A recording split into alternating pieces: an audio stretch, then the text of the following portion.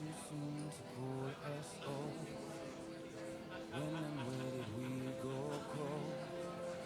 I thought I had you on hold. And every time I let you leave, I always saw you coming back to me.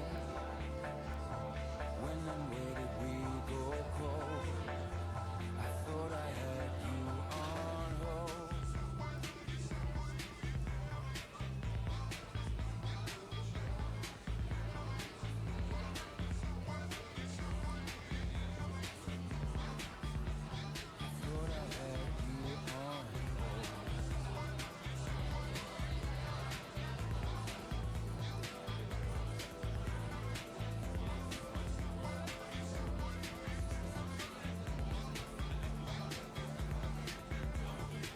My own heart used to believe we were destined.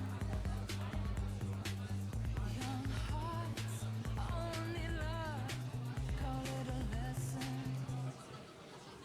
The stars and the charts and the cards make sense only when we want them to. When I lie awake staring into space, I see a different view. Now you found a new star to orbit. It could be love. I think you're too soon to call us soul. When and where did we go cold? I thought I had you on hold. And every time I let you leave, I always saw you coming back to me. When and where did we go cold? I thought I had you on hold. I thought I had you on hold. I thought I had you on hold.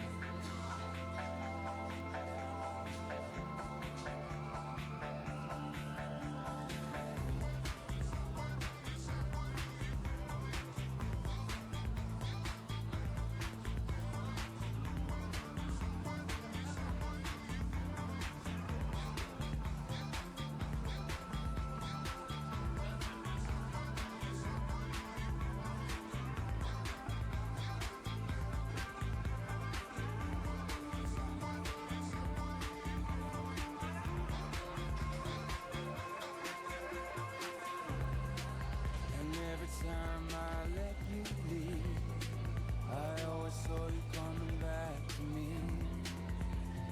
When and Hello, everyone. Hi. go cold. There's still some seats here in the dead center. There's some seats here for those of you who want to come in. Yeah. Hello. Hi. My name is Ong Keng Sen, and welcome to the fourth Herbstsalon, and welcome to the Young Curators Academy's marathon. And this is a program which is in relation to Dehymatize It, which is this year's theme.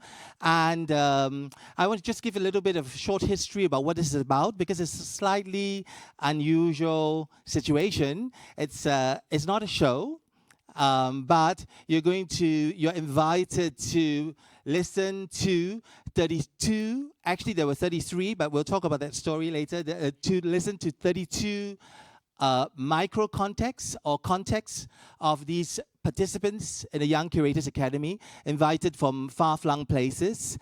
They come from Pakistan, from Los Angeles, they come from Singapore, they come from Cuba, and these very, very different contexts will be presented tonight and tomorrow, the whole day from about 4 to 10, and also on Monday night. So, okay, what are we going to be doing? As Betty Davis said, and the famous movie, fasten your seatbelts, it's going to be a bumpy ride. And it's a bumpy ride because we don't really know what's going to happen, and it's going to be quite different from, as I said, from a show. And okay, so the Young Curators Academy, this all started in 2018, last year, when Sherman Langhoff, the intendant of Maxim Gorky Theatre, came to Singapore and to TheatreWorks, where I was conducting a Curators Academy in Singapore. It was also our first, and she was so excited by the idea as a kind of a space of reflection, because so often we are involved in the production cycle of making work, and there's very little process space. So the Curators Academy in Singapore and the Young Curators Academy here in Berlin is a kind of a space of reflection. And so we started talking a little bit, and I've been here for the last 15 months, off and on, working with two of my wonderful colleagues. I want to introduce them. Irina Zodruk. Where are you, Irina? Yeah. And Erdan Kosova. Yeah. And they've been wonderful, and we've been assisted, very often managed by our assistant, our producer, production manager, Teresa. Where are you? Teresa? Yeah. So we've been working for about 15 months since last September, and of course, we put out an open call. It's very important to try to put the Curators Academy as a kind of a platform where individuals are invited, that they are not really paying a fee to participate.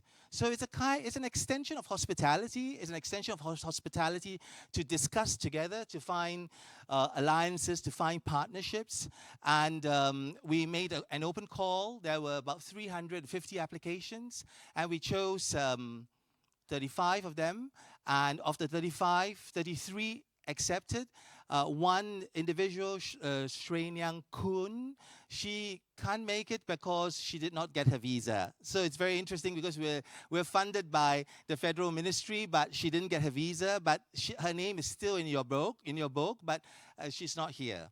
So, for us, it was important to make a statement that we invited 33 people, 33 individuals, and we want to keep it there as 33.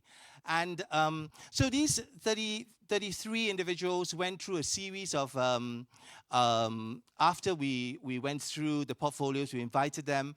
We've been having Skype conversations of what to present. And on the average, we spoke maybe with most of them for at least 1 hour to maybe 3 hours. Over several months, I would say like the last 4 months, we've been discussing what to do for these 15 minutes. So these 15 minutes that you would hear, you would experience, you would see, you would ruminate on, because sometimes there's a lot of information because we're hearing it in a capsule, some context that they've been working on. And you would see like there's a little red buzzer here, so we're all complicit. When we see the buzzer go off, we know that it's 2 more minutes, and then it's going buzz, buzz, buzz. I mean, there's no sound, but you see it blink, blink, blink, blink, and it goes dead, meaning it goes red, meaning we're over time.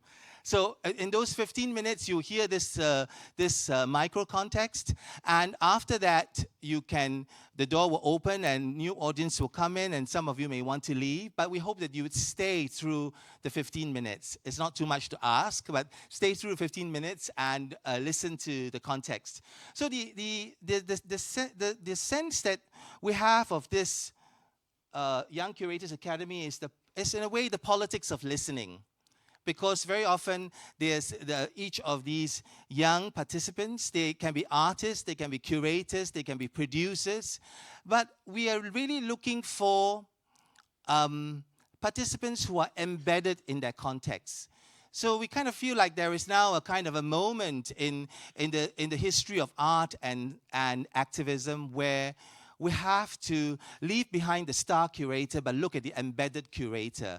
The embedded curator is someone who's inside the community, who wants to activate something in his or her scene.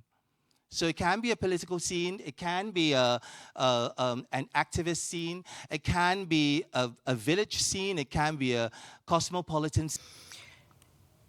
This is an image of my sister's birthday party in Beirut, and this actually was taken during the bad years of the Civil War. But the Civil War is beside the point here. It's just a show of how our family life was composed. So we consider the geopolitics of oil and the worlds it produced as embodied in the intimate relations and domestic quarters of our mothers' growing up years in the Aramco oil camp, and our own childhood in Beirut during the Lebanese Civil War years, where the US empire manifested itself in different ways. I'm going to just go back to this. This is Aramco today. So keep that in your mind, and you're going to see Aramco in the 1930s all the way up until the 60s. We recognize empire as an intensely familiar place with its traces in our bodies, hearts, and minds. The intersections of geopolitics, imperialism, and petrocapitalism in our lives reverberate in multiple ways that are often difficult to name: gestures, affects, languages, relations, and silences. The article proceeds through several archaeological and genealogical layers centered on sites where the imperial and intimate are simultaneously generated. We begin in Beirut. The second layer coalesces around the memoir of my mother, and the third layer of this article engages a portion of the vast photographic archive left behind by our maternal grandfather, Fahmi Basrawi. So he was employed by Aramco from 1942 until his retirement in 1975.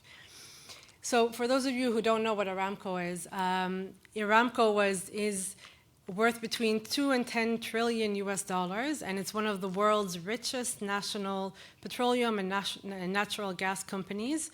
And it's the site and source of the special relationship between the US and Saudi Arabia. And it came about in 1933. That's when this special relationship happened, when they discovered oil. So I'm going to start with the Beirut section now, and it's called Beirut Embodied and Geographic Traces of an Empire. When we were growing up in Lebanon during the Civil War, our mother's sublimated true blue American habitus found vivid expression in the language, dispositions, foods, literatures, and music of our home space, and in the way she brought us up. In her domain of the intimate, she nurtured and passed on her imperial habitus as familiar practice, which in turn fenced off our own intimate connection to our fatherland, which is Lebanon. Although Aramco, as placeholder of US empire in Arabia and the Middle East and the source of our mother's early formation and subjectivity, was obscured by anti-American politics and patriarchal dominance during our childhood, she, my mother, lovingly nurtured it otherwise in our home without ever naming it. She never told us that this is, American culture that she's passing on. It was just the way that we operated.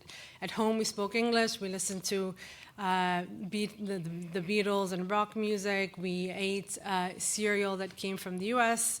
Our home was an ordered and happy space of American childhood in the midst of the Lebanese Civil War. During the war, my mother went to great lengths to procure for us US breakfast cereals, arriving distinctly stale because they had to travel a long way and be held up in customs, such as Blueberry, Frankenberry, Count Chocula, and cheerfully signified the wholesome breakfast of white US suburbia. Our mother tongue was 1950s and 1960s American English and slang, which we spoke among ourselves and with our mother. We read books by Dr. Seuss, Eric Carle, and Jan Bernstein, and others. And we happily partook in the cultural phenomena of that time, including rock and roll, Beatlemania, and country music at home. This is a photo just to show you look at the cereals. I'm not looking very awake because it was early morning, right before school. During the war, our mother read glossy magazines from the US, which arrived months out of date during the war, like Good Housekeeping, Red Book, Ladies' Home Journal. And her family values were very 1950s United States, and her morals and her work ethic were very Protestant. So all of this was unspoken of. It was just a culture that was passed on to us. We were very Americanized, but being American was not very welcome in an environment like the Lebanese Civil War. During our growing up years, a thin Lebanese skin enveloped us and a lively extended Lebanese family to which we thought we belonged, but somehow did not. We always felt somewhat like outsiders. Our hidden America provided an alternative identity. Imperial, yes, but affectionately and silently nurtured in the insular domestic space our mother constructed as a haven against the intruding war chaos in Lebanon and the Lebanese family into which she had married. So Lebanon was the site of our formation. It was our fatherland. We had to live there for the love of the country, despite the terrible war raging. Our father constantly reminded us to be proper nationalists, to love and desire our Lebanon as war was tearing it asunder. By the time we were old enough to begin making sense of things, we were often confused by the loudly trumpeted Arabism and nostalgic Lebanese nationalism impressed on us by our father, in contrast to our mother's American Aramcan subjectivity and affect, which quietly and firmly undermined it. So there was a contradiction happening over there. And also it was quite dangerous to be perceived as American in wartime West Beirut in the 1980s, when assassinations and kidnappings were rife. Inhabiting Lebanon with a foreign mother socialized us as an imperial US subject in a country and war that were not her own, produced blooming silences and ambiguous zones of affect that we navigated differently in and outside the domestic circle. Our world in Beirut, strange as it was as naturalized and taken for granted as our mother's was, growing up in Aramcan in Saudi Arabia, strange as that was. Children make worlds their own, inhabiting them with exuberance, energy, and love. Today, we understand better our sticky wartime American aura and effect without feeling cornered or guilty, as we often did growing up. It's simple, really. We are American imperial subjects because our mother is a Saudi Arabian Aramcan. The source of our hidden America by way of our beloved mother and her father before her was Arabian oil and the US corporations that wanted it. So now I'm going to go into a bit of background on my mom's life, and this is all taken from her memoir. So we used my grandfather's photo archives and her book as the sort of the jumping off point for this. My mother's father was an employee of Aramco, and his name was Fahmi, and he was a very desirable employee. Aramco saw him as an imperial messenger and an interpreter, and he became recognized as a cut from a different cloth than the local Bedouin worlds they needed to infiltrate, exploit, and control in order to take the petroleum and minerals they desired. So this is a photograph of my grandfather in front of the school. It was called the Jabal School. And his students were actually from surrounding villages. They would come into Aramco because they saw that there were job prospects. And these people actually, this small boy carrying a ball ended up being the president of Saudi Aramco. So, So they groomed Fahmi to interface with the locals to build the human machinery of resource extraction. He worked as a teacher, opening the doors of the Jabal School in 1944. His students were future Aramco laborers who flocked from the villages and oases surrounding the new American oil venture in search of employment. Later, they used him as an elegant and charming translator of the project to local elites and visiting dignitaries. He would take around the Prince Saud and all the big sort of like the royal family who would come to visit Aramco. Fahmi became the Americans' Arabian ambassador, mascot and medium. He came to speak the language of both sides of the imperial divide and was put to work to ease and grease this uneven imperial partnership. So these are images of him in the school. And you can see the influence of American culture here. They're playing baseball. And this is him standing with the Aramcan Americans and the locals. And here you can see him driving an Aramco car. Fahmi took many assignments as the ever-smiling Arabian face of Aramco, including organizing baseball and volleyball teams, launching the company's first taxi service, and teaching English, Arabic, and math on the pioneering Aramco TV channel, which you're seeing right now, the second Arabic language station to go on air in the Arab world. So tucked in a closet in his home in El Khobar, which is just outside of Aramco, where he moved when he retired from Aramco, is a box with 300 carefully sealed envelopes marked by date and location and filled with photographs and negatives. We unseal each package. We inherited them after he passed away. So we unseal each package of age-worn photographs and negatives and hold the negatives up to the light. Each image transports us to an oil empire in formation. The photographs include black and white prints, contact sheets developed on splotchy Velox paper in a home darkroom.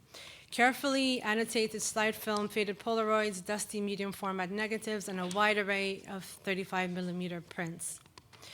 A 1943 photograph in Fahmi's archive from his early days on the Aramco campus offers a sharp and focused aerial view of Aramco's installation in a vast desert. Interspersed with images of blossoming infrastructure and hardworking laborers are pictures of Fahmi's wife and their children in the modern Aramcan abode. The archive shows both the oil town and Fahmi's family growing together in an imperial tangle. So you see glimpses of the domestic life, and then you see Aramco growing into the oil empire that it is today.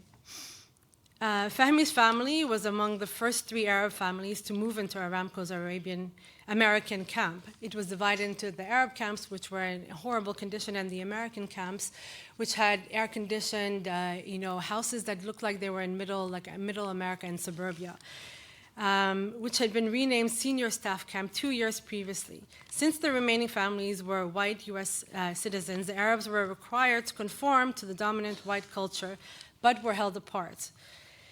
I'm going to read a small excerpt from my mom's book where she describes driving into Aramco, into the American camp, and her description is very evocative of what life was like. These images that you're seeing are of him in his various roles. Fahmi drove them to their new house in a red Ford stamped with the Aramco insignia. I tried to absorb the strange town that we were driving into, a town that had no apartment buildings, no traffic, no loudly honking cars, no vegetable vendors calling out their wares, no shoppers and no shops, no families out on the streets, not a sound of human life as I knew it. All we saw were identical one-story houses, one row after the next, with fenced-in gardens. We drove up to our new home, a gray square house with white windows, with a pointed gray shingled roof, and a garden surrounded by a thick green hedge. Everything in our new home, Baba told Mama, belonged to Aramco. My mother was delighted with the kitchen and its large white oven and white washing machine and large white cupboards filled with pots. So the Basrawi kids joined Brownies, the Brownies, which were Scouts, the Girl Scouts, Cub Scouts and Girl and Boy Scouts of America. They played baseball and camped on Half Moon Bay, Aramco's beach. They watched Howdy Doody, Mr. Rogers' Neighborhood, and the Ed Sullivan Show. In the Aramco Desert Disneyland, Fadia, my mother, grew up in the Aramco that she grew up in. Women wore shorts and liquor flowed freely. So this is an image of a Aramco house, and you can see the oil refinery behind it. And this is the Arab camp, and on the back of this photograph is an American Aramcan who had written "Some Arabs" in front of their tent in the West Camp, and this was taken in 1946. So I'm just going to speed through these just to get to, and this is how we found his negatives. He had carefully, because I've gone over time. This is him in his Arab garb, and this is him dressed as a Westerner. And this is him with his family in front of the red car that she described driving into Aramco, and this is their house in Aramco. And this is what the house looked like, their domestic life. So you can see it looked like any sort of American white suburbia life. And this is the Brownies. They're dressed up as listening to a jukebox and playing baseball and all of that. And this is what Aramco was like. There were pools, women could walk around in shorts, there was booze available, it was a very free place. They had carnivals and parades and and dances. So imagine this in the middle of Saudi Arabia. You step outside and you have to get covered, and all the laws, the Sharia laws apply. Okay, I'm just trying to get now to... So the children dressed like G.I. Joe and Cinderella for Halloween, and the colony was decorated for Christmas, complete with a large tree whose colossal silver five-pointed star was placed with much fanfare by the president of Aramco, and families clapped. They hung out at a canteen with a jukebox and a soda fountain, and ate supersized grilled hamburgers and caramel sundaes. I'm finishing up. So an excerpt from her book. So basically, hegemonic U.S. culture Cultural forms on Aramco's campus were powerful in their appeal to Fadia and her siblings, giving shape to life and home.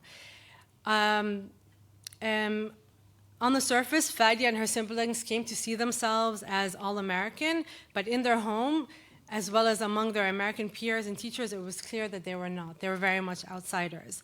So I'm going to conclude with one quote by Annette Kuhn. She says, "A family without secrets is rare indeed. People who live in families make every effort to keep certain things concealed from the rest of the world, and at times from each other as well."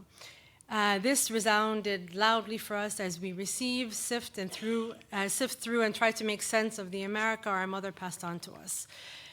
And just in contrast to the life outside of the gates of Aramco, this is what you would encounter. You know, these kind of harsh laws. If these are hands hanging from a fence. Okay, and in conclusion, Brownies and Kalashnikovs clarified our inherited and embodied form of America, naming and activating newfound knowledge and identification. This uncanny recognition of what is at once familiar and unfamiliar speaks to the ways that power, imperial, national, corporate, and familial, haunts the subjectivities we claim as our own. Thank you very much, and I'm sorry I went over time.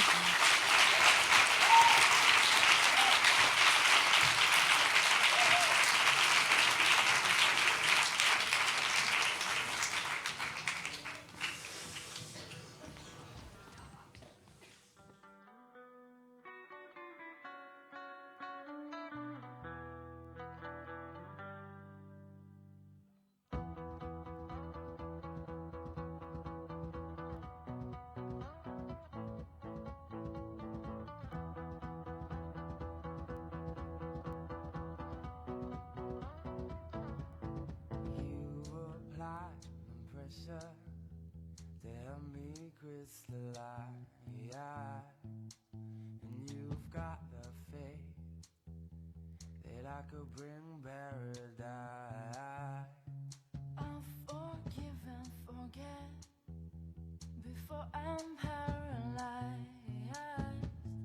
Do I have to keep up the pace to keep you satisfied?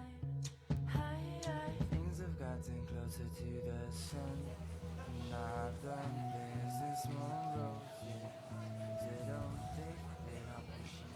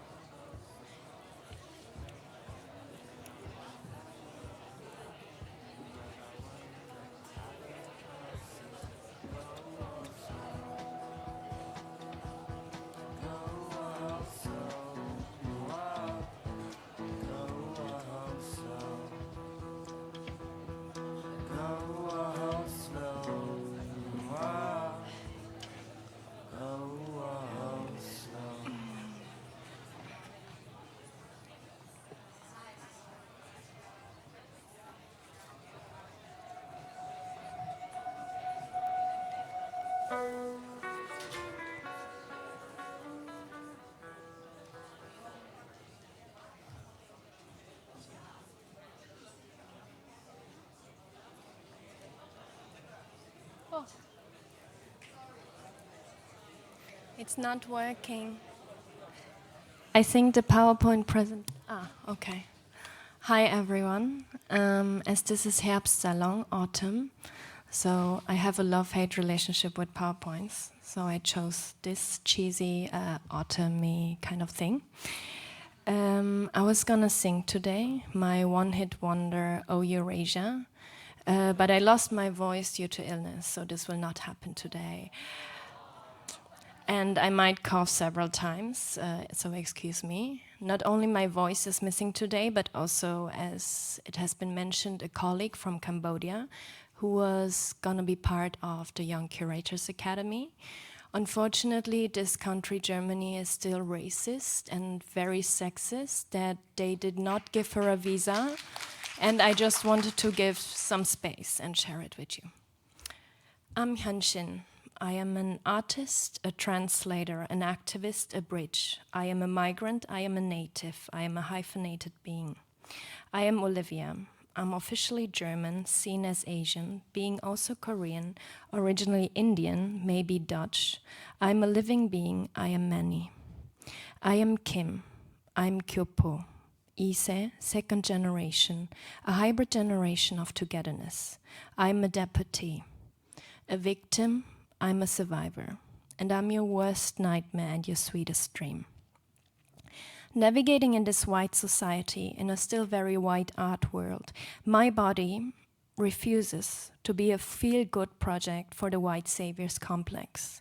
My body is not another short-lived trend of a marginalized group ready to be disposed with the next theater season. My body is not a token to be used and abused as a proof of a superficial diversity and inclusion project. My body is not a source full of chi energy to suck on to fulfill your exotic desires. I am not exotic, I am exhausted.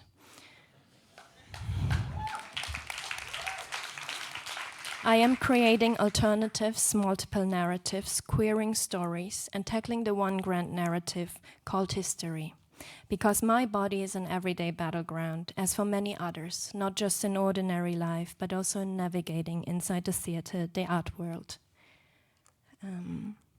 Together with other artists and activists, I create works under the name of Tantara Kim. Tantara meaning kind of being a demeaning word in Korean of calling artists, like as they are happy, but also not being really serious, as like the trumpet sound Tantara, and taking it over. And I do work with an intersection of feminist and post-colonial approach. It is important for me to make works not just about something or someone, but together with and also for communities, still bearing in mind that the majority of an art audience is white middle class, and also mine. One of these works is called Miss Yellow and Me, I Wanna Be a Musical, and from the title you can maybe see already that it will take the form of a musical. The musical is for me very interesting, not only because I'm a fan of it, but also because it was once a do-it-yourself art genre of the working class, where for the first time people of color and other minorities could be on stage in the West. But now it changed to a multi-million industry kind of reproducing stereotypes. For example, Aladdin, Lion King, or also Miss Saigon, which is one of the starting points of my work.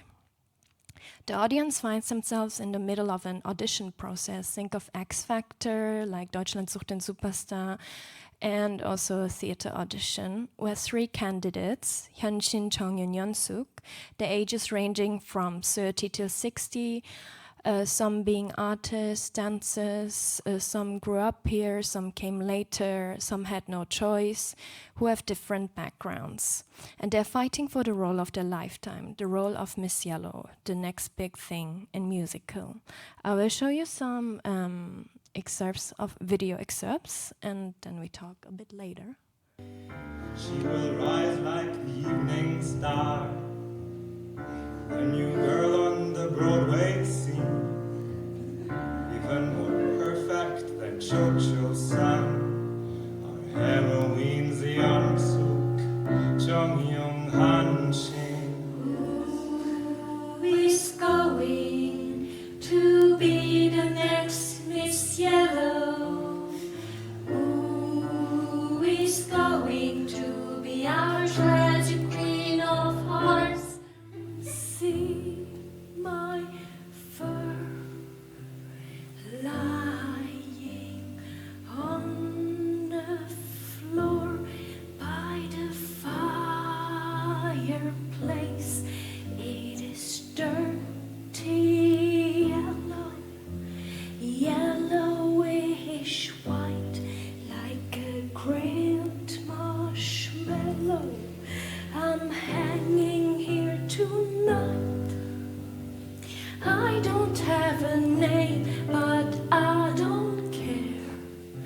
Nanula, priestly, Rola bear.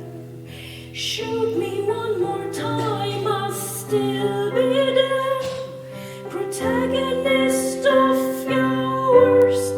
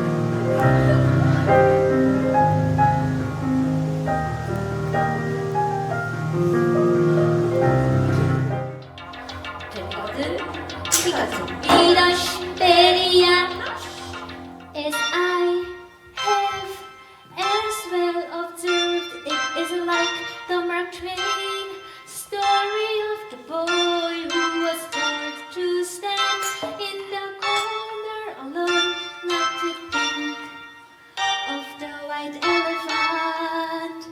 As I have as well observed, it is like the Mark Twain story of the boy who was told to stand in the corner alone, not to think of the white elephant in the room.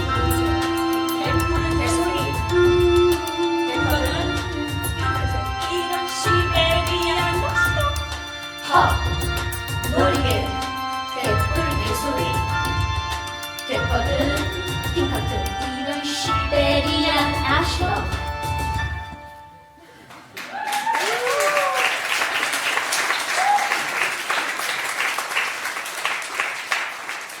와 언니 진짜 멋있었어요. 노래도 춤도 완전 짱이었어요. 완전 짱. J to the U to the Y to the U to the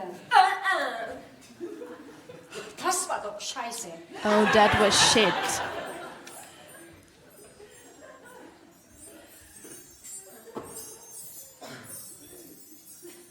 Ich kann nicht glauben, dass sie das gemacht hat. I cannot Ich believe meine, that she did was that. soll das? What is this shit? Ich dachte, es wäre ein Song über einen weißen Elefant. I thought it was a song about a white elephant. Wie?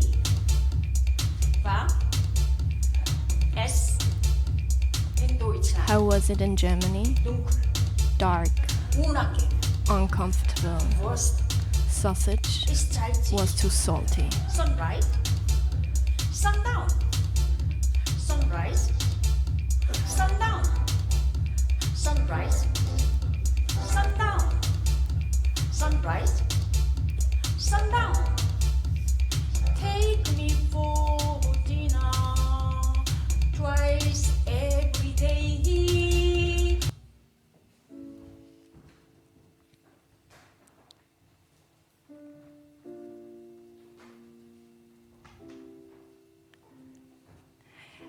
Miss Yellow and Me, I Wanna Be a Musical reveals what kind of violence othering produces, how being constantly confronted with stereotypes affects a person.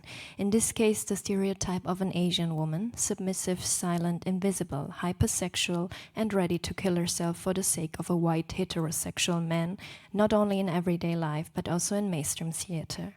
Take, for example, Lakme, Madame Butterfly, or Miss Saigon, the only roles an Asian female lead can play on the big stages in the world, which are mostly in the West, and have all the same story that a young Asian virgin falls in love with a white man and then kills herself so that he can go on with his life.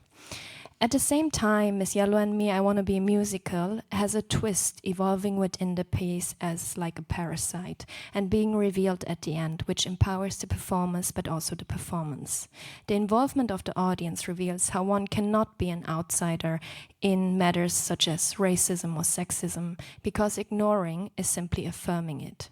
The audience is constantly involved through bearing with us, voting, and then being confronted with their own stereotypes and finally their decisions. The many mechanisms of racism and sexism are being unveiled. This is not a piece to simply consume, but creates a platform to discuss and reflect on current matters. This platform allows me also to work further in activist initiatives and networks. Maybe I move on. Yes. One is the advertisement of the biggest DIY retailer in Europe called Hornbach. This advertisement featured white old German men working in the garden, and then their sweaty and dirty underwear is being collected and vacuumed. In the next scene, you see on the other side of the world an East Asian woman buying it from a machine, and she smells on it.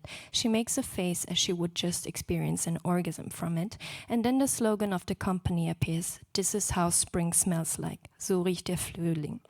This ad was being shown on TV, also national TV, in Germany, Austria, the Netherlands, the Czech Republic, and Slovakia, and worldwide on the internet.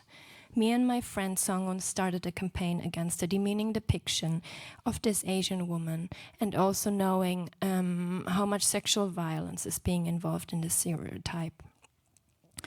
The company answered it was an empowering position for the woman as she actively consumes the underwear. I don't even want to comment on that. But first we started as 2 people, then we became many. Our group formed simply on the internet of people being outraged, and it actually went not only inside Germany, but also across Europe, and also going to Asia and the US. We came together and we made a campaign and asking for an apology. There was also kind of a parody with me inside, as you see, from the group Peng, who also showed an advertisement asking advertisement employees to join in leaking campaigns of discriminatory nature beforehand. At the end, we gathered 40,000 signatures in our petition. Our presence was covered not only in European but also Asian media, and the advertisement was being taken down in all countries on TV and banned officially in Germany and the Czech Republic. And we also got a half-hearted apology delivered by Hornbach. Part of the group also mobilized again when the production Atlas at Schauspiel Leipzig was being played at the Autorentage at the theater next door, the Deutsches Theater, and also when it got the Mülheimer Playwright Prize, the author of it. Atlas is a play about Vietnamese migrants in former East Germany and their traumatic experiences, played again by an all-white cast, being Vietnamese, because, yeah. We answered with an open letter about the problematics of this piece, and the theater's answers, one of the answers was there were not enough Asian actors and actresses in Germany, which is so not true. I want to stress this is also just one of many, many whitewashing mechanisms of German theaters, where blackfacing finally kind of became a taboo, which is good, but where yellow facing or brown facing is still very common and practiced daily in the repertoires. So this was a glimpse of a few of my activities, and if you have any questions, you can come after and talk to me. Thank you.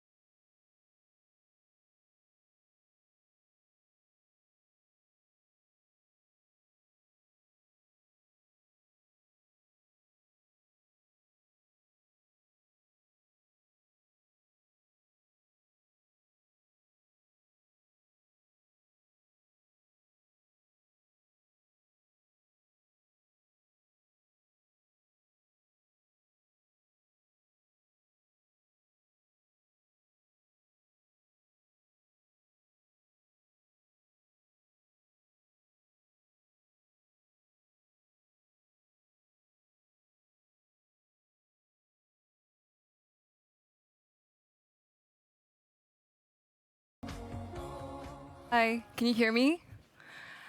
Hi, my name is Corrie. I'm from Singapore, a very tiny, very affluent, very unequal country in Southeast Asia, sitting on the equator, a country of about 5.5 million people. And I have been a performance and theater critic there for about 10 years. I used to be a journalist, and I'm currently working on my PhD. Today I'm going to talk about a new law that my home country has just passed that has had a significant impact on truth, facticity, and interpretation. The law is called the Protection from Online Falsehoods and Manipulation Act. We call it POFMA for short. It's supposed to tackle fake news in Singapore, but has ended up, I think, becoming another method by which the Singapore state continues to consolidate power and contain its critics. And in today's public sharing, I'm going to talk a little bit about how the public, artists, and critics such as myself have kind of navigated and responded to this new challenge. So, POFMA is supposed to protect society against damage from online falsehoods created by malicious actors, says our Ministry of Law.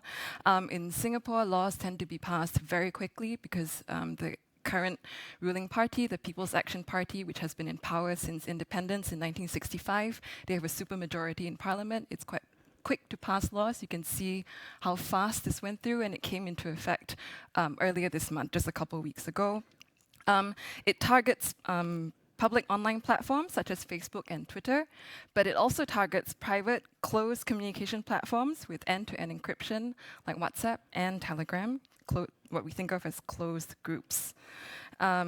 And I think what a lot of the critics of POFMA have pointed out is that Singapore already has a ton of legislation that you can see up here that has tamed, disciplined, and repressed discourse for many, many years. The Singapore state has both legal and extra-legal ways of confining public discourse, and its laws can be, and probably has a reputation for being quite draconian. So the internet actually became one of the final frontiers for regulating discourse. So first of all, we have our Defamation Act. It has we have very harsh defamation and libel laws that have, for example, been used to really eviscerate political opposition in Singapore and bankrupt them so they can't run in parliament. We have the Newspaper and Printing Presses Act, which requires all newspapers in Singapore to get annual licenses. And the way the newspaper companies' shares work means that the government can intervene when it comes to appointing editors and editorial direction.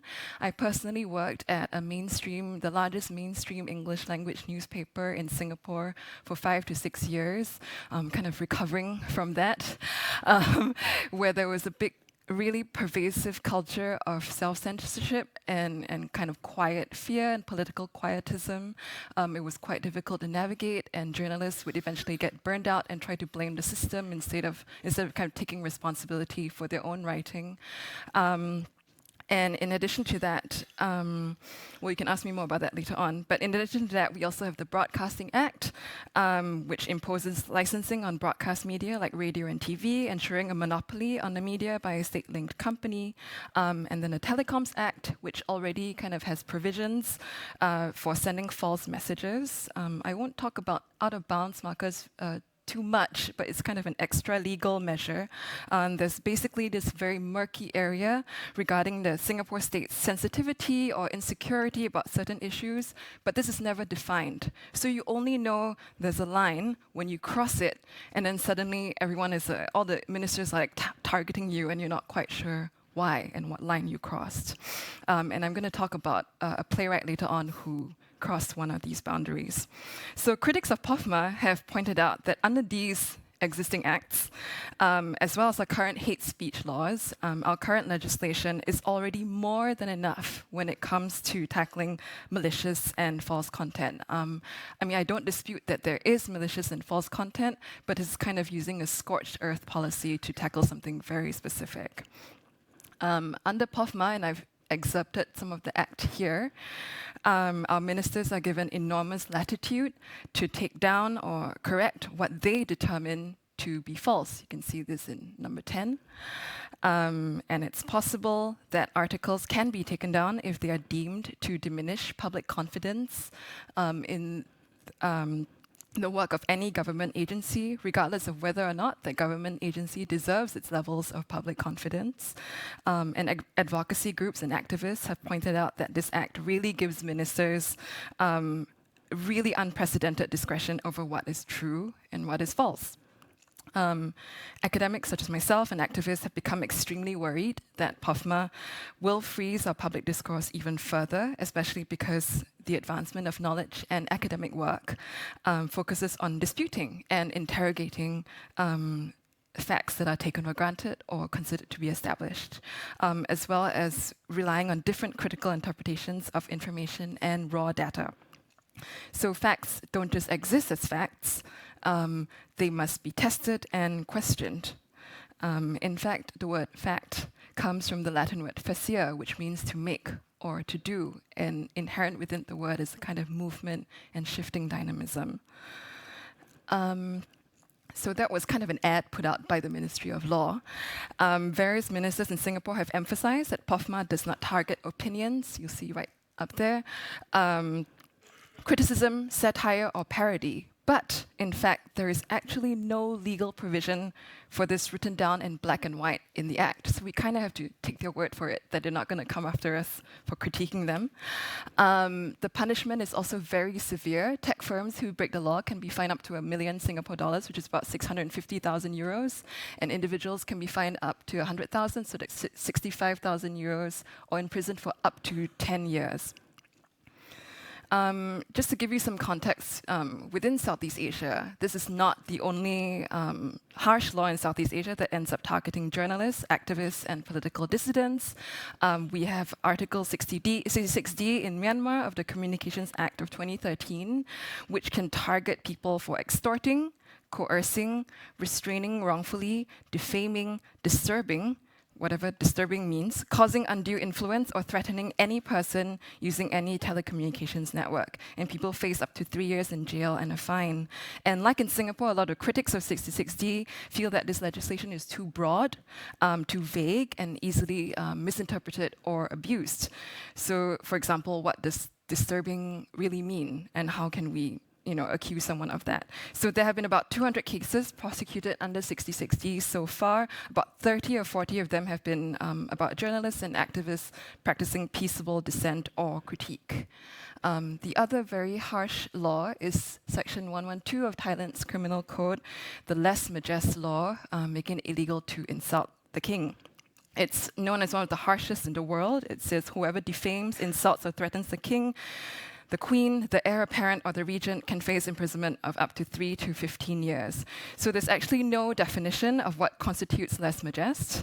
And like POFMA in Singapore, the burden lies with the person accused of wrongdoing, not with the accuser. So let's say if I accuse King Sen of defaming the king or insulting the king, then it becomes King Sen's responsibility to prove that he did nothing wrong and not my responsibility. So this makes laws like this really difficult to fight. Given all that, I've often wondered myself, how can we continue to practice critique in Singapore, particularly as someone who calls myself a performance critic? How can we do this in generative and productive ways? And I think about what Foucault talks about how we can think of critique as the art of not being governed quite so much, or an act of voluntary insubordination.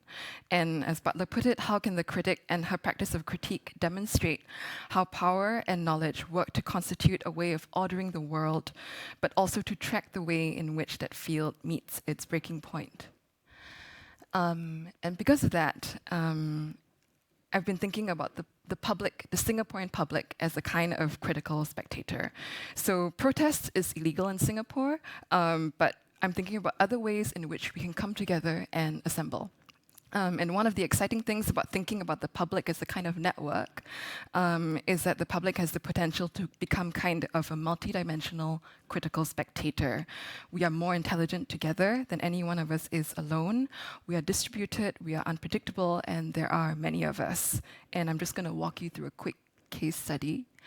So just in September, the state-linked Media Literacy Council in Singapore came up with this image that you see here that they posted on Facebook, and was also to be part of a set of resource materials sent out to primary school students and secondary school students.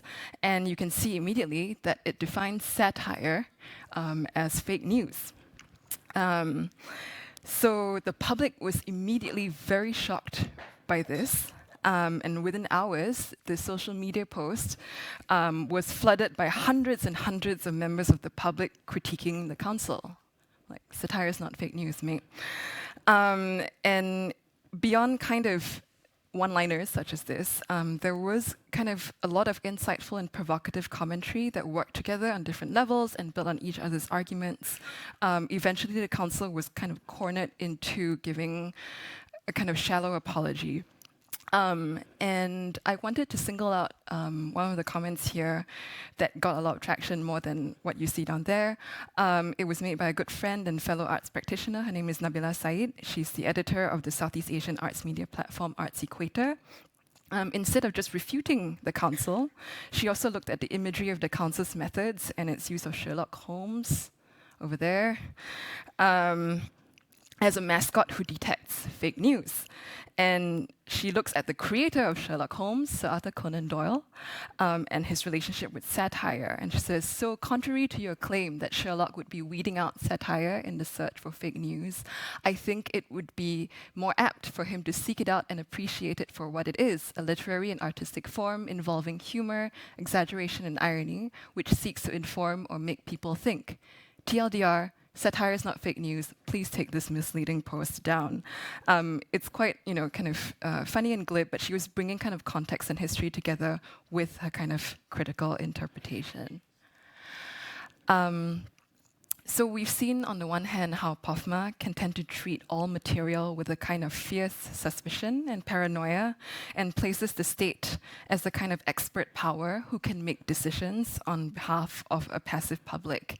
And the vernacular of POFMA in Parliament, when the ministers were kind of talking about it, was how fake news is a virus, a disease, an infection that the public must be diagnosed and kind of inoculated and vaccinated against. But I want to propose that critique, whether it's practiced by artists or critics, must also be an act of reparation that gathers together and does so communally, and that the critic is not just one who debunks, but the one who assembles. So taking a quick left turn for this example. So this year, 2019, has seen the Singapore state-sponsored and created event of the Singapore Bicentennial, established to commemorate the year of Singapore's colonization by the British in 1819. One of the strategies that the Singapore state uses is defining its narrative of history as the only history of Singapore that exists. These narratives often begin in 1819, neglecting histories of development before that, as with Singapore as a vibrant port right in the 14th and 15th centuries, and many before that, and it also neglects histories of dispossession and indigeneity. Singapore has often been held up as a place that has benefited from colonialism, although violence has occurred and damage has been done. And it's something that I think a lot of advocacy groups and activists and artists are trying to unpack and undo. And there's a kind of strange romantic nostalgia over the colonial past in Singapore that you really don't see in any other part of Southeast Asia. And in response to this, the Singapore theatre company Wild Rice staged a play co-written by playwrights Alfian Sa'at and Neo Hai Bin called Merdeka, which means independent or free in the Malay language. And Alfian was actually kind of the target of a very coordinated series of attacks by various ministers in Singapore because of a program on dissent and resistance he was going to teach in a local university that was eventually cancelled. But this show is actually still going on right now. It ends this weekend. And it's a kind of whirlwind tour of Singapore's history that is attentive to marginal stories and figures and relationships that have been erased and pushed aside by the state narrative. So whether this was the 1950s with Chinese language school students protesting mandatory conscription into the army, which kind of even echoes the student activism that's happening in the protests in Hong Kong, or the family divisions that Sir Stamford Raffles of the British East India Company took advantage of in the 1800s to buy Singapore from its feuding royals. So I personally see Merdeka as an act of critique that kind of restores marginal and erased stories. So I mentioned Arts Equator earlier, which is the Southeast Asian arts media platform. I'm also a resident critic there and contributing editor, and I also run a critics reading group and a mentorship program. We started to develop a pilot program called Critics Live, which emphasizes critique as a communally created process, making sense of performance in conversation with audience members. So the critic isn't just the person who comes in after the end of the show, dispenses judgment, gives it a couple of stars, and uses it as a kind of performance commodity. So we actually did one for Merdeka last week, which you can see here. We facilitated a discussion with an audience of about 100 and 150 people who had just attended the play. We shared our thoughts while also kind of asking questions and provocations. There were dissenting views in the audience, but there was also a lot of lively debate. And it was really exciting to see audience members also take on the role of facilitator as they asked each other questions, which can be quite rare in Singapore. And just to wrap up, I wanted to borrow from the Indonesian idea of the dramaturg, which sees the dramaturg as the pendamping, who is the friend, the one who walks alongside the artist, but also pengganggu, the one who provokes and questions and disturbs. And I wondered to myself, how can the critic walk alongside artists and audiences and help to build relationships and communities, but also ask difficult questions? And I would like to leave us on this possibility here, that instead of acting as expert and master of a certain genre of practice, the way the Singapore state has styled itself, how can we as critics be facilitators and peers? How can we move away from the arbitrariness of classist taste-making? And Singapore's media laws may have inspired suspicion and division, but how can we think of new ways to gather up and to repair? And my hope that these acts will continue. These acts of resistance will continue. Thank you very much.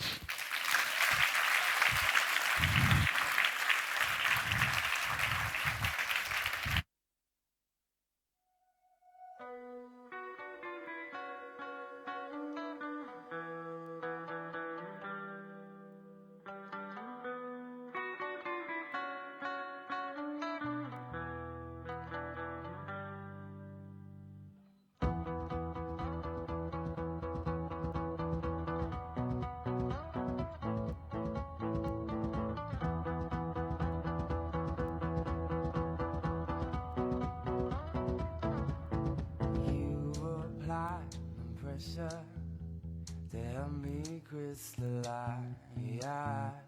And you've got the faith that I could bring paradise. I'll forgive and forget before I'm paralyzed. Do I have to keep up the pace to keep you satisfied? Things have gotten closer to the sun, and I've done things this won't lose it. So don't think that I'm pushing you away when you're the one that I've kept closest.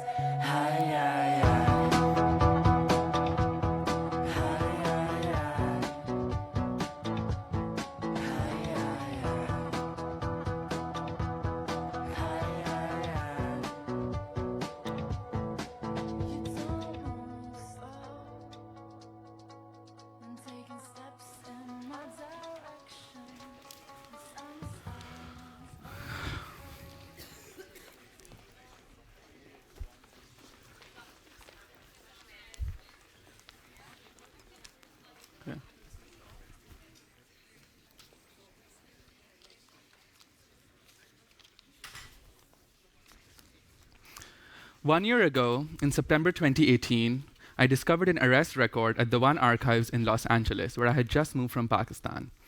This is one of the largest LGBTQ records in the world. The arrest record was of an individual named Baba Singh, arrested in California in 1914 for crimes against nature, and he was incarcerated for 5 years. There is no further information on him. On the flight here, I was reading the groundbreaking text, Wayward Lives, Beautiful Experiments by Saidiya Hartman. I'm struck when she says, every historian of the multitude, the dispossessed, the subaltern, and the enslaved is forced to grapple with the power and authority of the archive and the limits it sets on what can be known, whose perspective matters, and who is endowed with the gravity and authority of historical actor.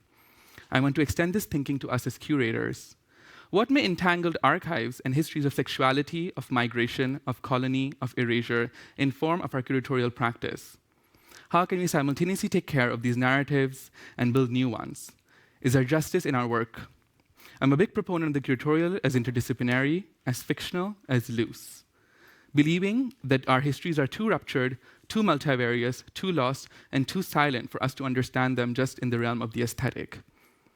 Today, I present to you a version of a performance lecture with a new video developed for this occasion in collaboration with Afghan-American artist Ghazel Samizeh. This is part of an ongoing engagement with this archival record, which has included an exhibition earlier this year under the name In Search of Baba Singh.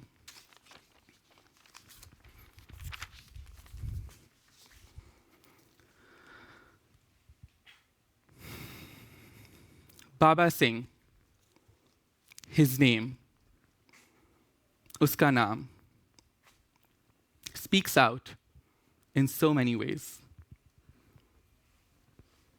Baba Singh, look at the arrest record and gaze at the person captured in time in a mugshot photograph, frozen in 1914.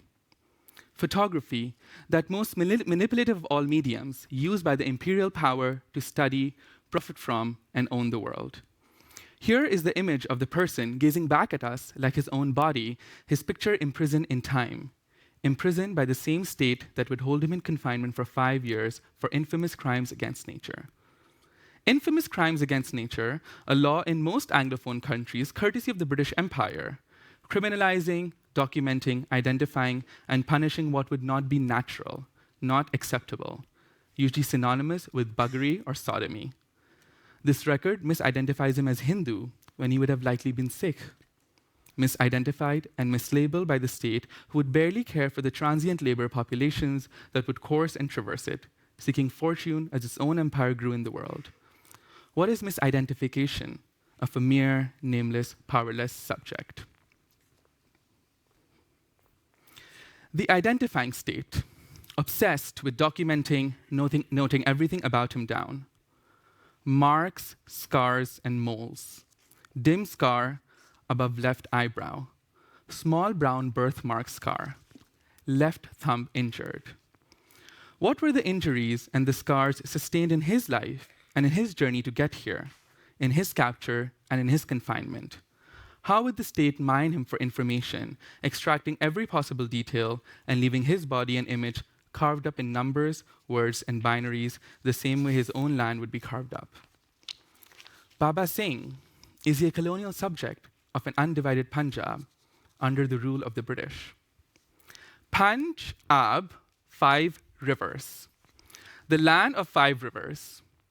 Running through this land was the Indus, the river that gave India its name. As Baba Singh traveled across vast expanses of water, who or what did he leave behind? He was discharged on February 27th, 1919, almost 100 years ago today. When we listen to his image, what is his story? For 100 years, the people of the Punjab had been colonized to become subjects of the British Empire.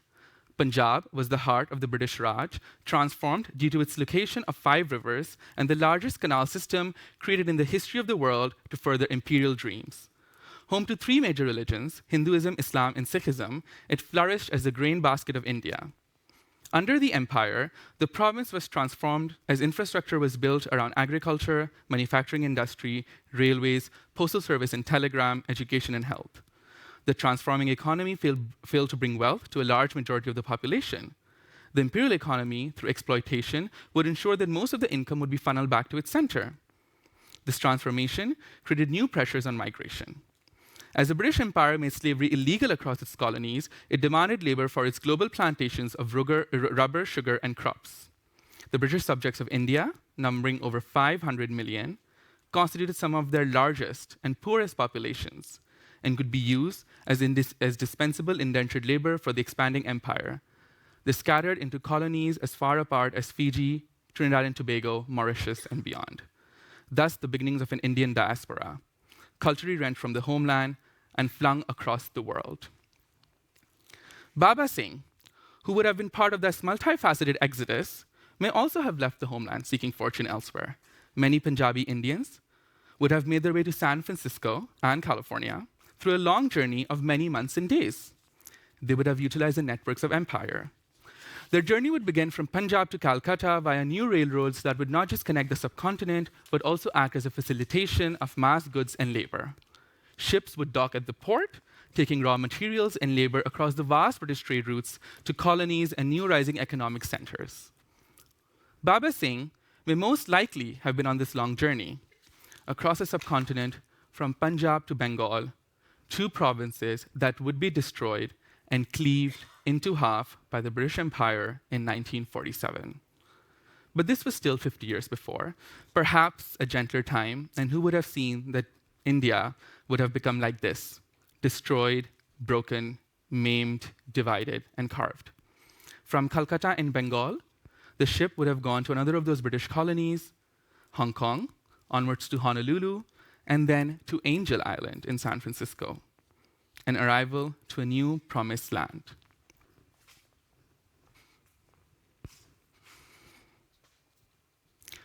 I, Baba Singh, aged 25 years, occupation laborer, to declare on oath my personal description is color white, complexion dark. I was born in India in 1889. I now reside in California.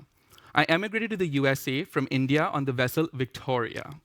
It is my bona fide intention to renounce forever all allegiance and fidelity to any foreign prince, state, or sovereignty, particularly to George V, King of Great Britain and Ireland, of whom I am now a subject. I arrived in California in 1910. I'm not an anarchist, I'm not a polygamist, nor a believer in the practice of polygamy, and it is my intention to, in good faith, to become a citizen of the USA and to permanently reside therein, so help me God. Arriving in California, it would have seemed to be a land of ordained destiny for Baba Singh. He was following in the footsteps of tens of thousands who had already appeared on the West Coast, a vast area from Los Angeles to Vancouver, seeking new journeys and destinies. Many early migrants from the subcontinent had been received with very positive attention and desire. They had been called the most picturesque group of fine-looking men. Was Baba Singh received in such a way? Whenever I have shown his image to anyone, suspended in time 100 years ago, the comment has been that he was very handsome. This short-lived attraction to the other rapidly transformed into fear and xenophobia as large numbers of Hindus entered Western North America. It is most likely that Baba Singh may have arrived in a political moment beset with riots, protests, and lynchings in cities and towns across the region, demanding the expulsion of the Hindus. Much like his homeland Punjab, the economy, due to rapid transformation and expansion, led to new pressures. Labor, which was increasingly sought from the world, created new precarity. The turban, which was worn by Sikh men, was a symbol of revulsion. Turbans were considered dirty, uncivilized, outside of modernity. They were seen as a resistance to assimilation, to becoming Western, a desire to stay as the other. Other, strange, ajib, ajnabi, stranger, a stranger that you do not know and scares you. Baba Singh, who in our photograph does not wear a turban, may have entered San Francisco, that city on the West Coast, which long had a reputation of being a location of queer and sexualized cultures. It has been called the wide open town, Khula Shahar, always open, ready to be plundered, much like the queer, ajib, fluid, precarious body. In this environment, in San Francisco, many of these men, who mostly migrated alone, had encounters and intersections in the zones of the city that would be fluid and under the gaze of the police. Bars, salons, restaurants, but places of labor as well, such as railroads and lumber mills. Baba Singh would have encountered many different ethnicities and migrants. Where would he have been during his encounter that would have gotten him arrested? What rules and norms was he breaking? How much surveillance was he subjected to?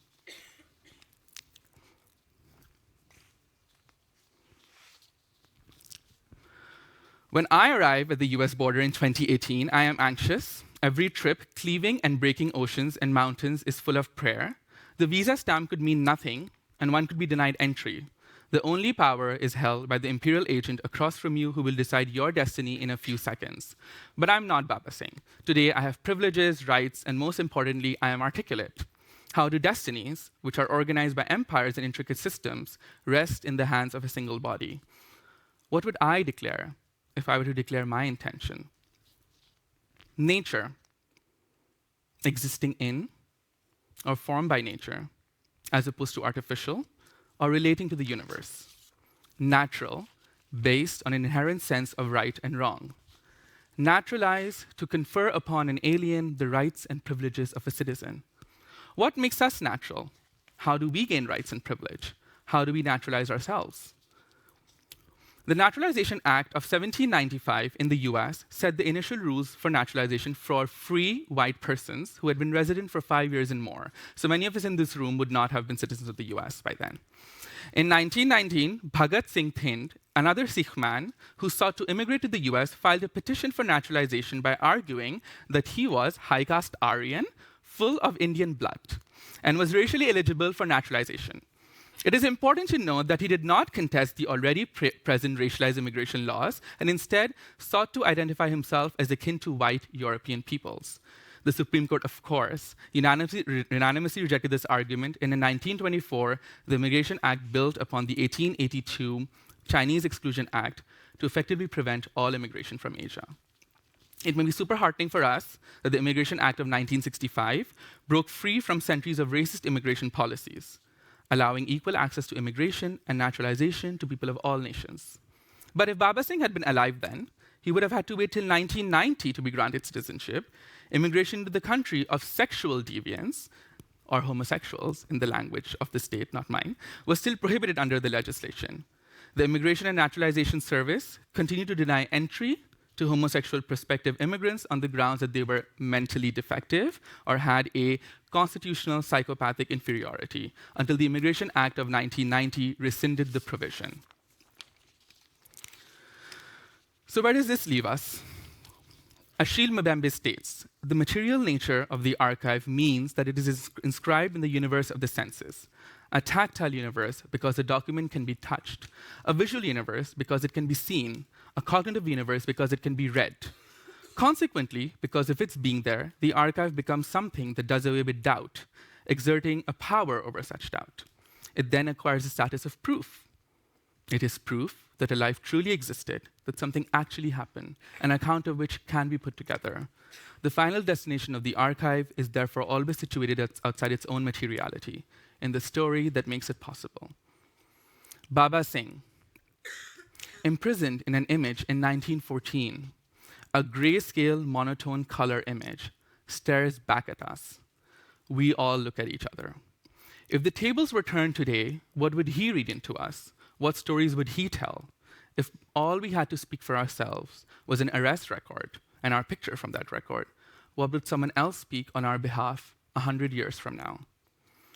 Why do I search for this archive? Why does it hold so much meaning and power over me?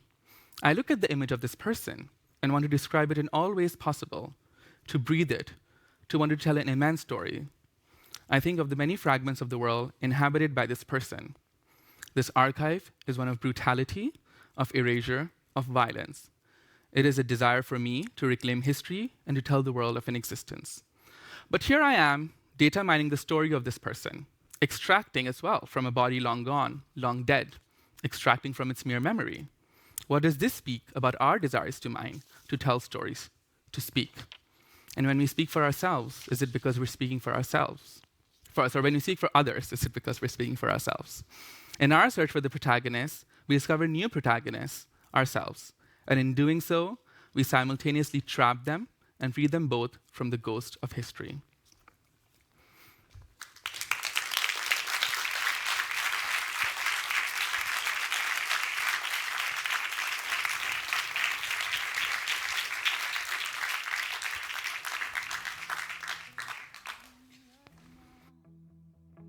Thank you, guys.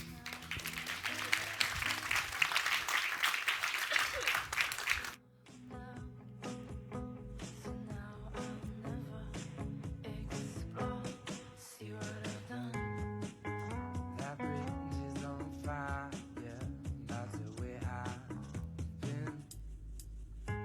I'm froze by desire, no need to leave. Where would I be if this were to go under? That's the risk I take. I'm froze by desire, as if a choice I made. I am yours now, so now I don't ever have to leave.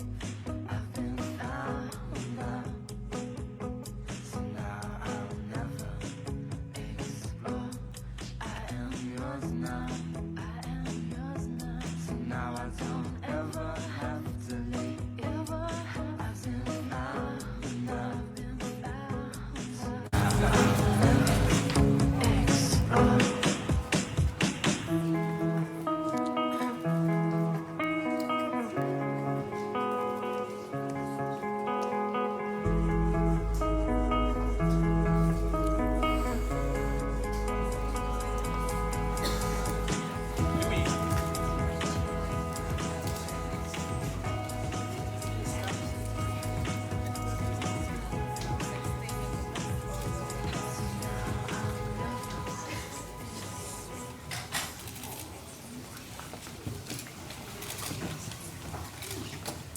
Hi.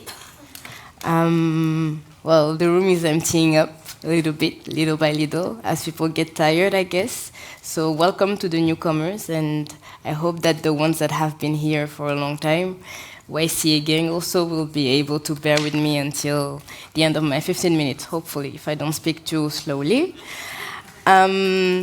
So I'm very excited to be here. I'm very excited to be able to spend those 10 days, more than that. Yeah, less than 3 weeks, because 3 weeks it's when, what did he say? Well, Kang Sen said that it was when people start to like acting out and we need to leave before that. So we'll be spending 10 days, and very exciting 10 days, because I realize that I'm going to be surrounded and be talking with a lot of people who are very, very, very inspirational. And thank you for the people who have been already presenting something that, like, presenting their context in a way that was really, really, really inspiring. I'm gonna also like contextualize myself, and also maybe express before that some kind of fear that I had when I was thinking about what I would present and how I would present it, which is that I'm going to be talking about something that is very internal to the debate, to an internal debate, like inside the country. And through presenting that, I might actually end up depicting my country as a backward country, and through that also like enforcing ideas and representation of a country that has been misrepresented for so long among other countries. And I hope that this will not happen, and I hope that people can understand that this is also an internal debate, and that a lot of things that I am talking about and that I am talking about without showing any images can maybe relate to a lot of things that are happening in their countries, but this is also from another context. And that the context also means that there are differences and there are some things that may come out or happen differently. And that also, if I chose to stay there and to live there, it's not also just because I have a nationality, it's also because I love living there, despite it being bad. Just like I love living in France, despite it being racist and blah, blah, blah. So yeah. So I'm Fatou. Fatou Kiné Diouf, and this is not working, or is it me? Yeah, it's working. So I'm Fatou Kiné Diouf, and this is how you write my name. And I wanted to write all the names because this is a name that has never been remembered by the person who was taking my calls for 6 years for doctor that I was going to very often because I had a long-term ailment. So this is Fatou Kiné Diouf. I was born, raised in Senegal, a country on the western coast of Africa, which is right there. I went to study in France when I was 18 because I guess I participated in that immigration for better condition journey that a lot of people have been taking for a long time, even before we were officially free. But yeah, France is there, if you don't know, just in case. I was there for 6 years on a student visa, and then I decided to go back. And I've been living in Senegal for 2 years now. And I've been able through that to participate to programs and exhibitions that I was not supposed to participate to had I stayed in France there. I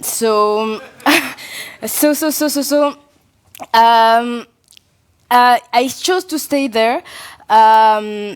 To go back actually, because at the moment when I experienced a lot of different ways of practicing activism in my student years, I realized that I was like thinking about, talking about, speaking and fighting for Africa, but in a context where I was out of touch with the way that people were living. And I realized that when I went to holiday back in Dakar, and my family was just looking at me like that and being like, what are you talking about? And maybe it's one of the reasons why I decided that I had to go back. And I was lucky enough, again, to meet people who believed in me and allowed me to work with them. And that is also the reason why I'm standing in front of you right now. So I make the journey there back and forth, and Senegal allowed me to actually be here today. And going back wasn't always easy. I had some experiences that are hard, violent, or whatever. And it's also like putting me in a place where I keep wondering about where I belong. Because I never completely belonged there, although I had a community, and I don't completely belong where I am. I didn't belong before I left. I don't belong now completely, despite the fact that I have that paper that proves it. I'm from Senegal. I'm a Senegalese person with a passport to show for, and I can move around the world just depending on the power of that passport, which is almost nothing. And I can't go back to a country where I feel like I belong to unless I have a YCA to allow me to show for something and show the proof that I'm going to be invited by some people, like very respectable people, a respectable institution, and that I'm going to go back after that. I'm not a poor immigrant going and coming to invade the country. I'm talking a lot and putting a lot of context, but I hope that it can also ease you into like this idea of differences and exchanges and fluidity. And the reason why I'm here today is to present a project. And that project is an exhibition project that we developed with two friends of mine. One of them dropped out. The other one is still here, and that's the only name that I'm going to be like showing. Her name is Elodie Martial. Like Marshall, it's quite a French name. I think that a lot of you know how to write it, but This is how you spell it. She's a photographer, and she's been working on queerness in a Dakar context, so the context where we met. And that's how we started thinking about developing that project for the Dakar Biennale. And maybe to give you a context on the Dakar Biennale, I hope I have time to do that. It was instituted in 1989 under the president Abdou Diouf. He's not my grandfather. He had the first edition was in 1990, and it was oriented towards literature, and then it's in 1996 that it became like really dedicated to contemporary African artists and contemporary artists of African descent. And it's one of the major like artistic events in Dakar at the moment. And to come back to the exhibition project, the exhibition is called V, very easy, I hope. And it's a collective project that aims at looking at the way gender and sexualities are lived in Senegal, in Africa, and in communities of the diaspora, depending on the perspective taken during the creation of each work. So we will focus on queerness and on the experience of queer people in our respective context. And I think that the first point that I want to jump on is the question of collectiveness, because this collectiveness is something that allows us to share the process of creating, but it's also something that allows us to hide behind something, because we're in a country where quote-unquote counter nature acts with people of the same sex are condemned by the law, which means that developing such a project might put people who are participating in it at risk. And this will allow us to maybe evade that and evade the personalization of that, and just be able, through that, to just create a space where there's not just an exhibition, but also a space where people, queer people, groups or associations that are working on the subjects and are trying to defend rights or just allow people to connect and meet and be together, those groups can have that space, and we can create that space around the exhibition, and that is very, very important for us. But that space cannot exist if the exhibition is closed down 2 days after it opens, which means that we can't just put like a big queer or homosexuality, because the word queerness is one that I use here because it seems easier to understand and everybody's using it. But we talk about homosexuality, or it's the word that is more used in media by people. So if we put just like a word that might and just direct the conversations toward that, we are going to shut down and like just lose that opportunity to just create that space where people can meet and talk. And another institution actually had that problem, and it's Raw Material Company. It's in English, they did an exhibition a few years back. I forget the year, and that exhibition was about civil liberties in Africa. And of course, it was about queerness, and of course, they were trying to evade that debate. But because of the misreading of one person, it became that big institution trying to impose ideas, Western ideas on us, and it had to shut down. And I guess for us, the choice was either to accept that and go to another country, to another country in Africa. Actually, we didn't even have to come here, or actually like choose to stay there, which is important to us because it allows that exhibition to not just be seen by people who may be interested by what is going on there and what is going on in Africa. Oh, that's great, but to also allow queer people from the context to have that space and to have that moment of seeing what is being thought and represented. And because we want to, sorry, I'm really sorry. Sorry. Water is very good for your health. We want to focus on people's experience, showing how people live in that context, showing codes and ways of being that have been invented as a way to evade condemnation and as a way to evade the state. So I'm done. I have 2 minutes left. Okay. And these are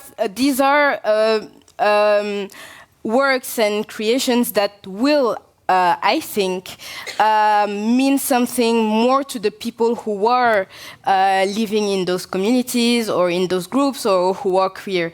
And that is what is meant to happen. I hope that also by going through that representation of just what people live, we can create a relationship of empathy, which is why there were two names that you saw before. This one is like an exhibition that was developed, that I helped develop with the Women's Museum in Dakar, which is a Senegalese version of what we're wearing. Some of you might have heard of it, but it's an exhibition that collects testimonies of rape survivors, and that just shows the testimony and the clothes they are wearing. And by having those testimonies without any face, you have to create, you can create that relationship of empathy and just be having a person not being able to say no. This is folk, or this is not the debate, because like it's calling for their emotions.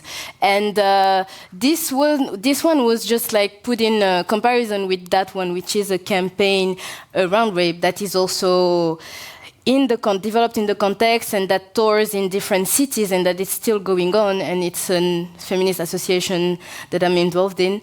And that one is more complicated because then you have to just convince people with your ideas. And it was more complicated, and much more complicated, although I'm very, very humble about everything that I learned and all the people that I met and all the people in every city who are doing the same things, we just don't know. And this project is making the bridge. But to go back to empathy and people's experience, we just hope that this is something that can happen with that exhibition, and that will at least last for a month. Thank you very much.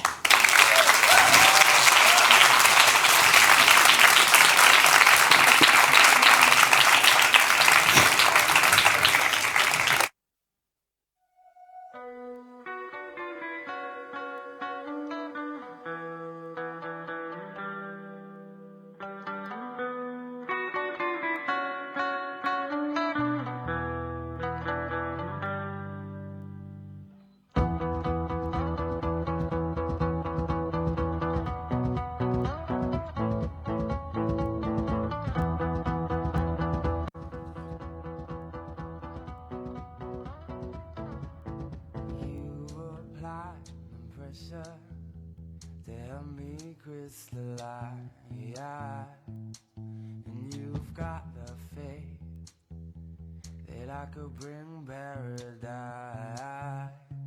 I'll forgive and forget before I'm paralyzed. To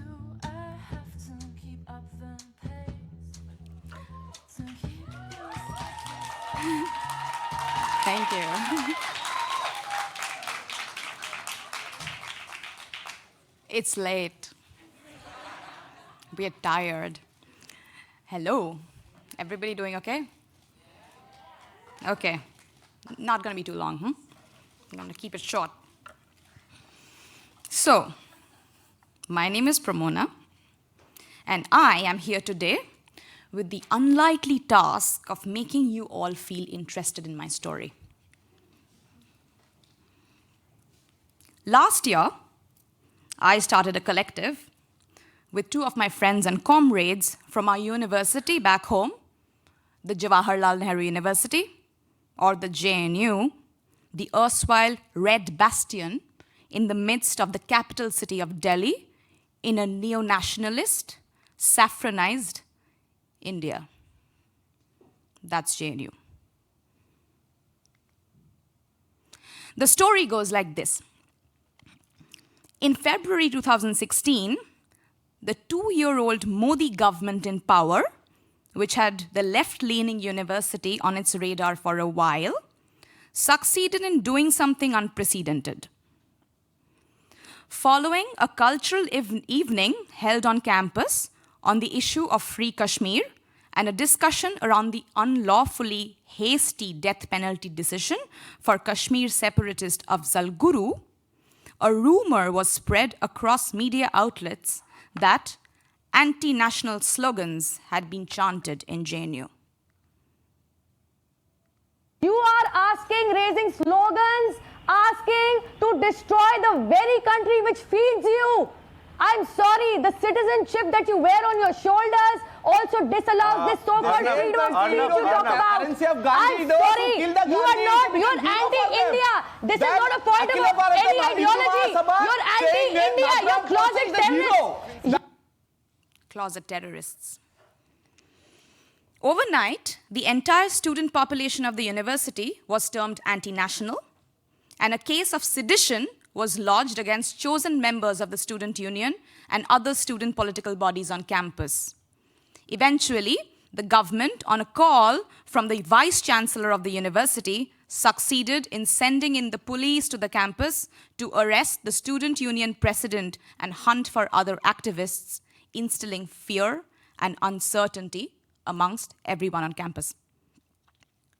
Over the next 3 years, many students, like myself, left the campus.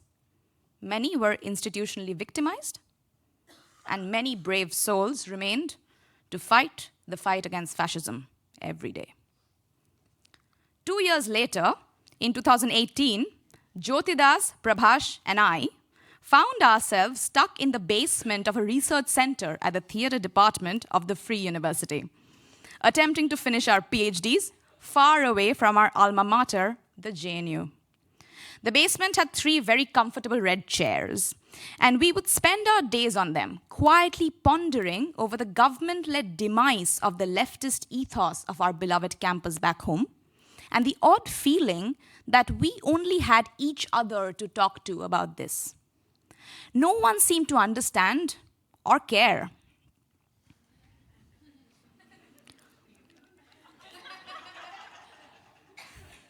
Perhaps in the deluge of catastrophes across the world, ours was merely a tiny blip. But it had shaped us, changing forever our relationship to our country, our families, our public sphere, and ourselves. But was it interesting for anyone else? Were we interesting? This led to the idea of Mohalla, a pop-up collective for discussions around contemporary art, culture, and politics from South Asia. The name literally meant Keats in Urdu. So we were aiming for some sort of intimacy in the space, some sense of community, of feeling of familiarity. And this brings me to why I'm sitting here in the midst of a call for dehymatizing. Mohalla found itself in the odd position of masquerading as a safe, congregating space for so-called anti-nationals from India, far away in Berlin. We wanted to have nothing to do with the idea of the diaspora, a group of people who found solace in unapologetically miming the most regressive cultures of the motherland as a way of self-determination. In fact, we were interested in what we craved for ourselves. We were far away witnesses to the mob lynchings and attacks on minorities unleashed by the Hindu supremacist Modi government. We were witnessing the slow demise of our university campus, and as lost leftist millennials, we were trying to find a language for our political action. And we stumbled on solidarity. Fact is that for most of us standing or sitting on this stage today, our stories are not just tales of our dysfunctional relationships with our ideas of the homeland, the motherland, the community, the family. Our stories are the epics that need to be recounted in answer to this overwhelming question. Where are you from? This is a costly transaction. A simple question needs a complex answer. An answer that demands that I speak for at least a full 30 minutes about the idea of India, or Bangladesh, or Prince Berg, or Mordor, or Narnia, before I could prove to be of any real interest as a person who has things to say about the world. I am, and forever will be, the native informant. Mohalla is a shield behind which hides 3 native informants.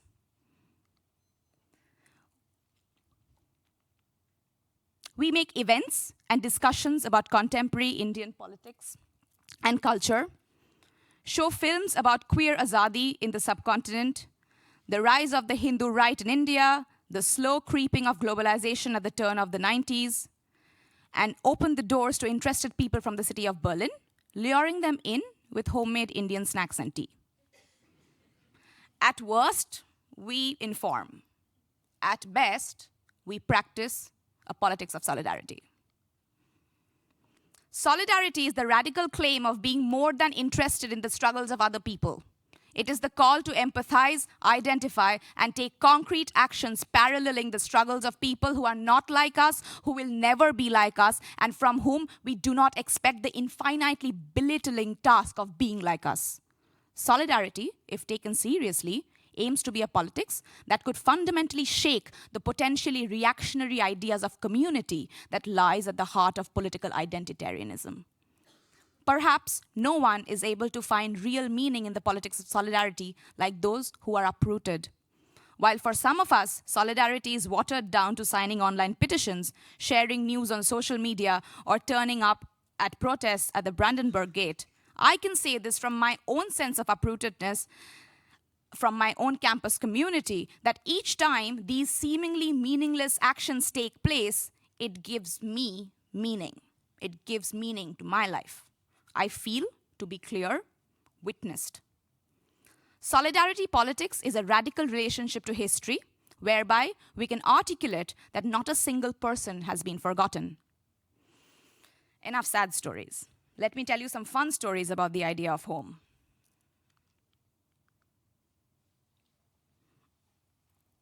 The British colonizers left the Indian subcontinent in 1947, leaving in their wake a bloody partitioned country and a refugee crisis.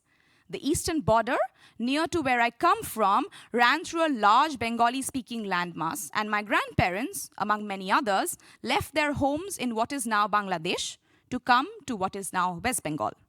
In those times, a Bengali term came into use once again, bhite. Tor bhite kothay? Where is your bhite? Where do you come from? It wasn't exactly a geographical location that was sought in the answer.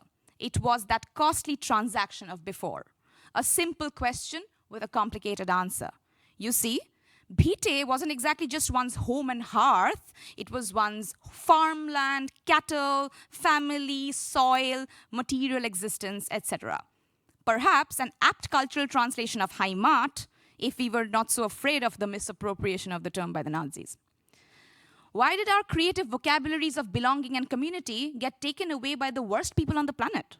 Why are we somehow left with the wildly oppressive and narrow concepts of nation and family whenever we think of the idea of belonging? I, an unmarried leftist anti-national woman living in a foreign city on a student visa, where do I belong? What is my bhite? I find that I belong to softness. It is a material feeling of soft and warm that I crave and feel most comfortable in, a material space of a fuzzy hug, a sinking into sleep-smelling pillows and blankets, a cushion fort that I anoint as my bhite. If only Fortress Europa was made of pillows. Think it through. Who makes a pillow fort? A child, one of the most homebound, oppressed people in society. Why do children build pillow forts? In order to escape the drudgery and pressures of family life into a world of unbound imagination within the safe confines of softness. This is not a search for the Freudian womb. This is a radical act of safe space making squarely in the heart of the arena of oppression. Something could be said about the materiality of softness and its connection to safety, which in the case of the child's pillow fort is directly in critique of the family's promise of security. Safety and security are two distinct qualitative concepts. The former, safety, a felt experience, and security, an imposed one. You feel safe, you are made to feel secure. Mohalla was our claim at a pillow fortress, our safe space, our bhite, which was a response to the question of where do you come from? A space of softness, albeit with incredibly painful moments of breakdowns and fighting and betrayals of trust, but a bhite nonetheless, where we felt safe outside the confines of the security mechanisms of the state that deemed us anti-national, and in our call to you to witness us inside our pillow fort and our bhite, we ask you this question: are we interesting enough? Thank you.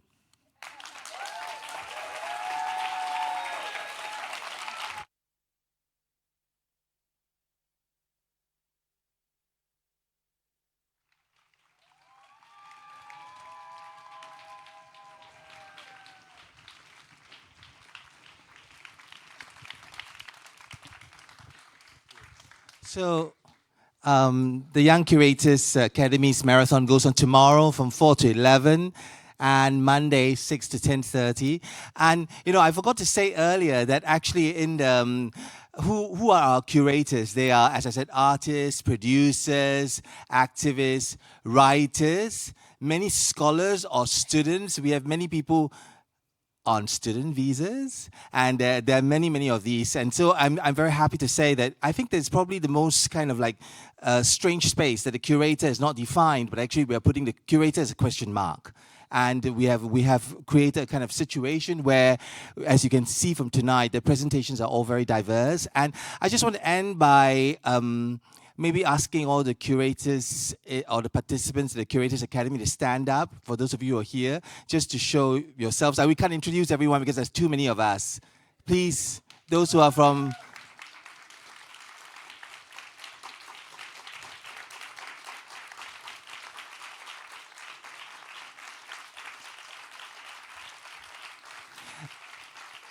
And you know, we are not going to, as you can see, we didn't really have question and answer due to the fact that we don't really want to break up the momentum.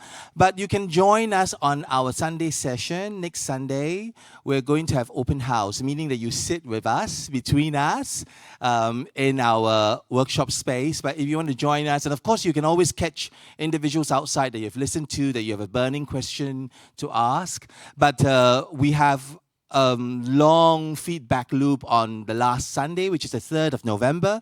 You can join us also at our Sundowners, and these are some of the curators, interesting individuals, artists that we've invited to come be with us. And these are what we call the Sundowners, which will happen on 4 evenings. We hope to see you there. But most important, we hope to keep introducing ourselves to you, all these 32 micro contexts. And I hope that you've had a great evening. And thank you very much for coming, and see you all tomorrow. Thank you.